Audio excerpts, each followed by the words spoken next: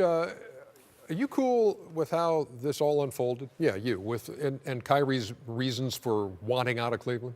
Well, it's his choice. So you got to be cool with his choice. But when you heard the in, reasons, yeah. I don't know. I'm not sure how many guys would have made that choice, because off the court, we have no idea. But on the court, LeBron James, even being the best player in the NBA, is very unselfish, meaning he allows other guys to actually shine on the basketball court, where a lot of great players, they suffocate you and they don't allow you to, do the things that you're good at. So that was the surprising part, because most guys are trying to figure out a way to get to Cleveland to play with a guy like that or a superstar like that. When Hakeem Olajuwon was in his day, when Charles was in his day, when Shaq, people were trying to figure out ways to get to play with them. So that was the most surprising thing. And it was almost kind of like Scottie Pippen saying, "Yo, this Michael Jordan thing ain't cool." Like, what are you talking about? Clearly he don't like LeBron. I mean, we can say what we want to. You don't think he likes him personally or doesn't like playing with him? That's a great question. I don't know the answer to it. I do. I think it's.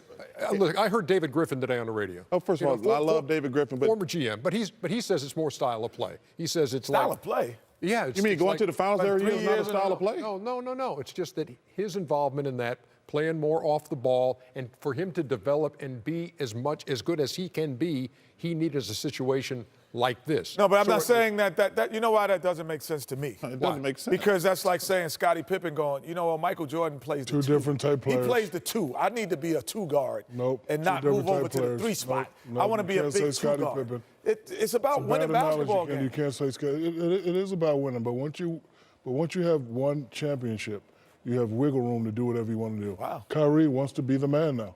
Of course, if he stays with LeBron, he can get 3, 4, 5, 6. But guess what? That's not going to happen. He wants to be the man now, so he said, "I'm going to Boston." Well, what really happened was Kyrie's people went to management and said, "Listen, LeBron hasn't committed yet. I don't want what happened to happen last time where he leaves and I'm here by myself. So why don't you think about trading me?" Boom, boom, boom. That was a private meeting between me and management. And then all of a sudden it got out. So Kyrie at that point said, "You know what? I'm sick of it. I have a question about that then, Shaq. Okay, you want to be the man, and you have the wiggle room. LeBron leaves, you're the man in Cleveland. You got the same exact thing that you would have had in Boston. Okay, but did you know what I said? Then you would have had an opportunity to win another championship with this guy, and then it would have been about him leaving and not about you looking selfish. Very good. No, he said he didn't want to be with Cleveland without LeBron. He did say that. However, they had a private meeting, and that got out. And at that point, he said, "You know what? There's no trust factor here. Go on and trade me to a contender." That's why he went to Boston. He didn't went to Boston came and got him, because they could have traded him anywhere. No, he was going to Boston. Listen, look, Kyrie's a very good player, but I don't understand why he's a very good player, not a great player? No, he's not a great player. Okay. No. But not yet. But the thing that bothers me, I don't. Carmelo is a great player? No. Was. Okay, all right. He's a hell of a player now. He's not. The thing that bothers me, and we've had this conversation before. I talked about. I don't understand this new generation of egos, where I never played with a guy like a Kobe or a LeBron, where these guys can't coexist. What do you mean? I need to be the man. First of all, we showed this stat. He's averaging 25 points a game.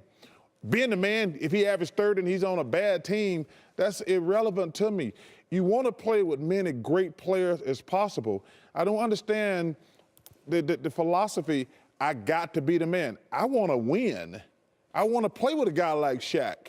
I want to play with a guy like LeBron. I want to play with other great players. But this notion that we're winning, but I'm not getting, like, you're winning. You're in the finals every year.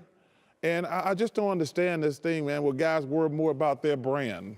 All right, so if you're on a team with Michael Jordan, whose team is it? It's Michael Jordan's team.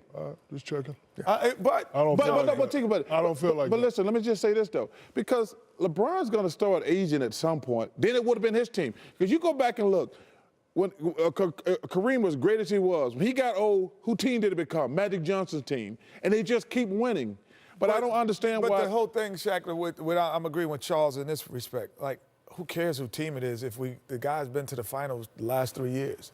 Like, at a point, internally, as you know, the difference between being a fan and being in an internal locker room. You know internally that the 12 guys appreciate you. And it goes far beyond that, and you can walk a different walk, and you have a different swagger when you walk out the locker room because the 12 guys know, yeah, he gets more attention, but he knows what I do. You know? And so to me, that's not even in that locker room to me. That's what surprised me, that a great player to be, as Kyrie is, that he would have that type of attitude. And that surprised me. Kyrie, okay. And I actually seen this before. I was more like LeBron. Like, I played with guys that were number 2 that wanted to be number 1, and they would do whatever it takes for them to get to be number 1. So I kind of understand what LeBron's going through. So certain guys say, you know what? I get tired of being in what you call shadow.